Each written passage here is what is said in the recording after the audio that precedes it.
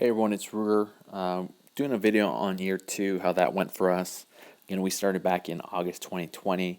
That 1 year mark went fairly well for us. Again, fairly simplistic, rustic, archaic campsite setup. All the money that had been invested to get it to that had already been invested because we had been using the properties ourselves for personal camping, just going out there, enjoying the stars, and doing things of that sort. But the first year we made over $1,000, I believe, in the lower end, which was a lot. Again, take away for taxes and our setup, our costs to clean up and do simple things like that. We made a couple $100, which is great for a campsite that was normally costing us money. But what about year two? Year one was a little bit different.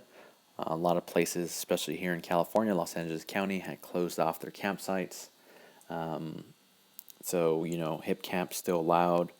A lot of people were looking to stay outdoors just due to the pandemic, looking for that private campsite experience.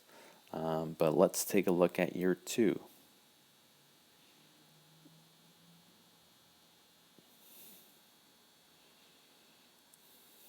Okay, so here it is. Our second year, we are looking at anywhere after August. So we're looking at September, we're looking at October, November, January, March, and that was our last booking there.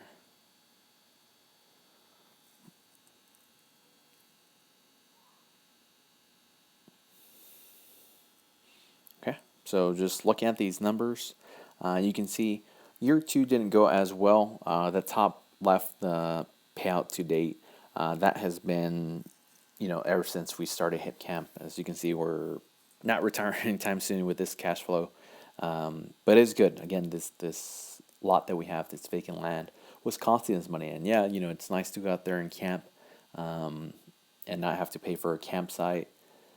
But in the end, it's not an asset unless it's making you money, and that's what we started thinking. How can we make some side money, and or not have to spend money by renting this out, and that's what we started doing. But the second year has not been as great. That finished up in in August, and we haven't got any bookings. We haven't got any bookings since March. So it's only all these numbers. This is after Hipcamp took their cut. We got $262.50. I would say maybe cut that in half for some expenses. A little bit easier on the math.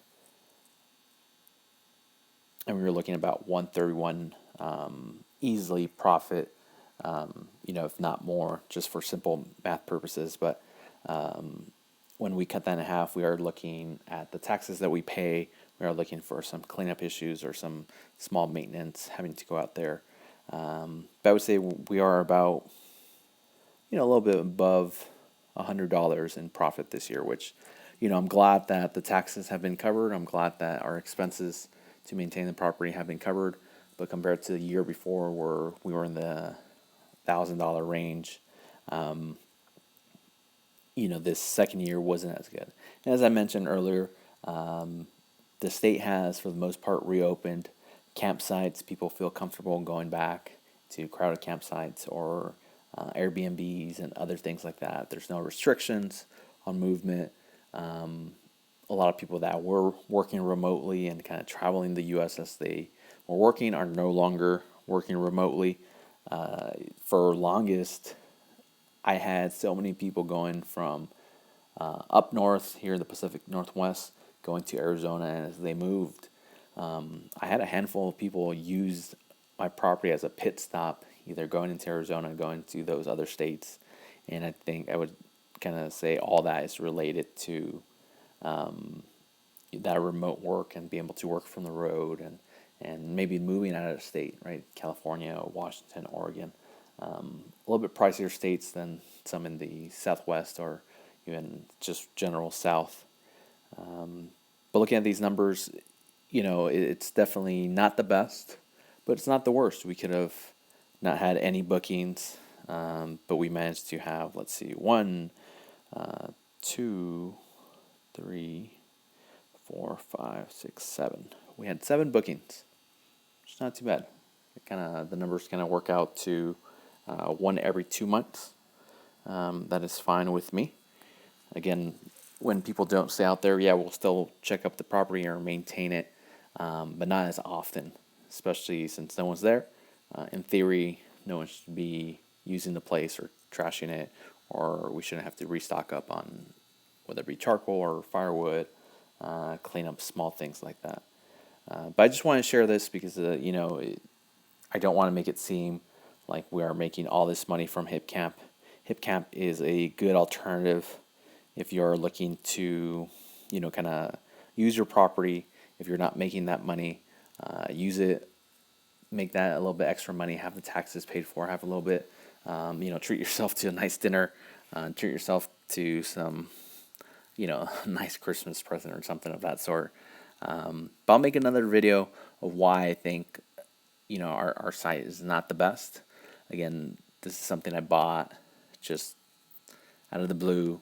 I wanted to have a camping property, and then I managed to make it cash flow and make some money for me. So I'm not losing money, but I'm definitely not, it's not this big time investment. But that's it. That's year 2, short video. Let me know what you guys think. Let me know what you would do with this property. Do you think it's still a good investment? Do you think Hipcamp is done? Do you think it's dead? Do you think Airbnb is better? Let me know. I'll make more videos kind of as we progress through our Hipcamp.